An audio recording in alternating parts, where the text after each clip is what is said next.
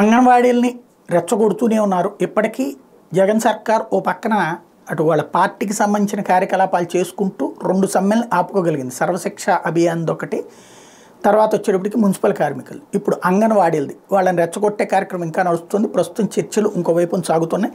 అంగన్వాడీలు 26,000 అడుగుతున్నారు. ప్రభుత్వం అయితే ఇంతకుముందు 11,000 దాకా ఇచ్చుకొచ్చింది. ఇతర లెక్కలు కూడా కలిపితే అదేదో బత్యం వీటికి కలిపేదో 21,000 దాకా ప్రభుత్వం రెడీ అవుతోందట. అదే సందర్భంలో ఇటు పక్కన అయితే చంద్రబాబు నాయుడు 14 ఏళ్లలో 4,500 దాకా తీసుకొస్తే అది చివరికి ఇప్పుడు 21,000 దాకా, ఇది 11,000 రూపాయలకి. అంతకుముందు 6,500 రూపాయలు ఫైనల్ చంద్రబాబు గారు దిగే టైం. దాన్ని 11,500 దగ్గరికి తీసుకెళ్తే ఇప్పుడు 21,500 దాకా తీసుకొచ్చి 21,000 దాకా వచ్చే పరిస్థితి వచ్చింది. అంగన్వాడీలకు సంబంధించి ఇది అతిపెద్దదే. అంటే కేంద్ర ప్రభుత్వం 4,500 ఇస్తుంది. ఇప్పుడు రాష్ట్ర ప్రభుత్వానికి పెద్ద ఎత్తున భారీ లెక్క దీని మీద ఉంటుంది.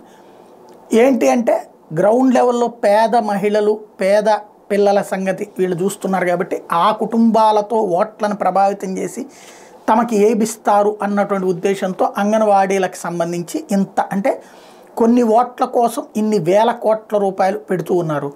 ఇప్పుడు మరి ఆ స్థాయిలో ప్రిపేర్ చేస్తున్నటువంటి వేళ ఫైనల్గా సొల్యూషన్ రాబోతుందా, ఇంకా సాగుతుందా చూడాలి.